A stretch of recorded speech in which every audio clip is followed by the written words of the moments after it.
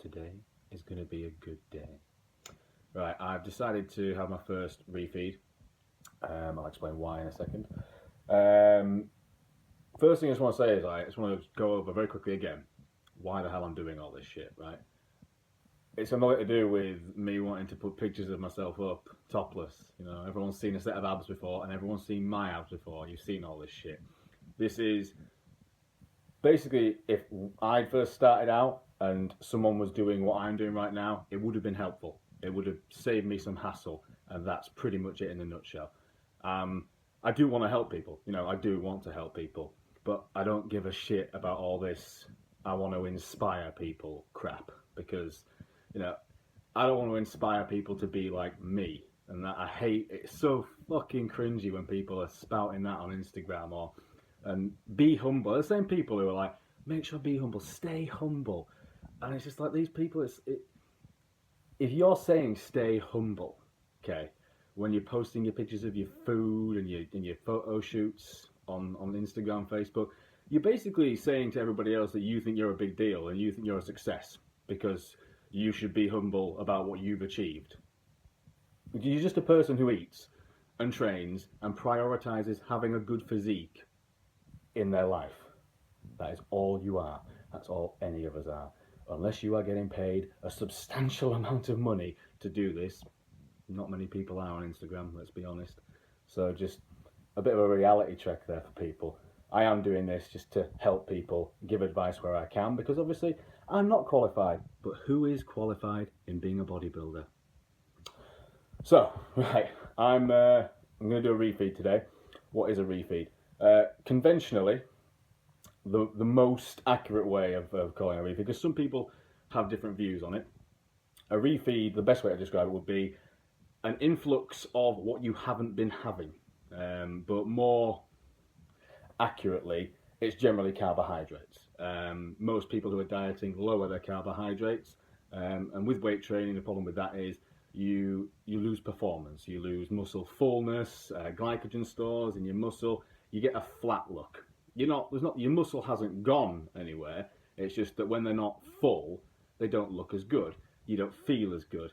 And, when you've got less muscle energy stores, you don't recover as fast. Things like that. So it can be quite beneficial to have like a load up, if you will, of carbohydrates. Difference between that and a cheat meal. A cheat meal is more for you, for cravings, for what you really want to eat. Some people won't track a cheat meal, because you're cheating on your diet.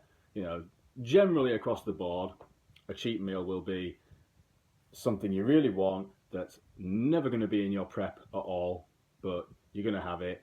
It'll probably take you over your day's calories, but you'll feel better for it, and it'll keep you on track.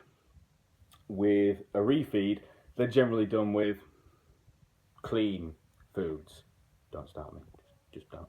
But more so the foods that would be in your prep, or foods that are going to be easier to digest when you're having a massive amount of them. You're not going to refeed on 20 chocolate bars and a tub of chili jam.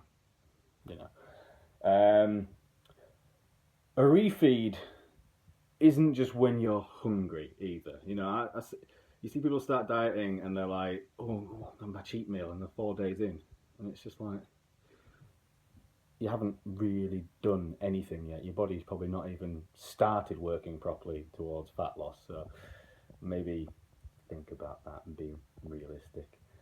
The other thing, and this is another one, I hate to go into all this shit. Some people will go, I'm having a refeed or I'm having a cheat meal because my metabolism's stalled, and I'm going to kickstart my metabolism. And I'm going to kickstart my leptin, the fat burning hormone. I'm going to kickstart them levels. This is a can of worms. Bottom line, if you haven't eaten for 4 hours and you eat something, your metabolism goes up.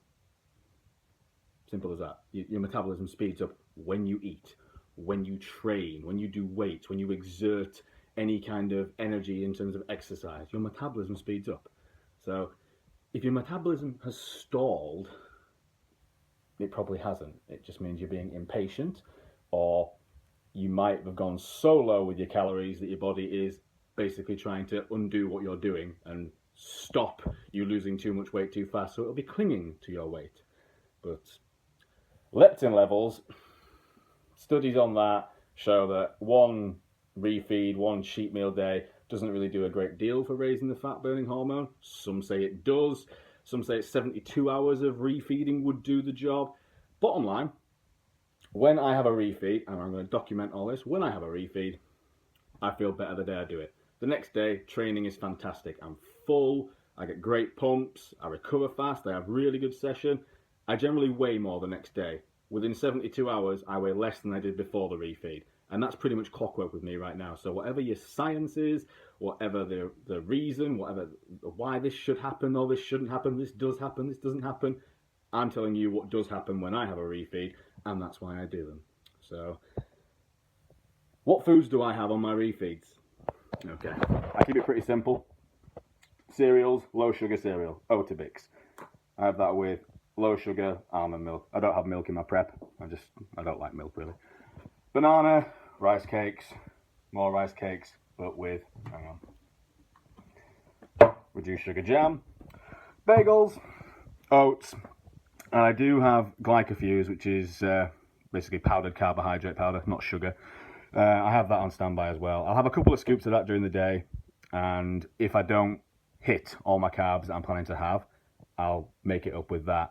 It'll just depend how hungry I am, how full I get. I don't want to bloat and feel terrible on it, but I'm setting a target of 500 grams of carbs. I've been having 180 grams of carbs on low days, 300 on high days, and I've only had 2 high days this entire diet so far. So we'll see how things go. Also on refeed days, because I'm having my carbs so high, I pull my protein down a little bit and I drop my fats super low. I'm going to be having about 3,500 calories, so it's not a huge calorie increase. I'm going up to around about my maintenance calories, so which is about 3,500. 500 grams of carbs. There's going to be about 55 grams of fat, and I might not even hit that. And protein's going to be about 250, 260, so it's down by about 40, 50 grams.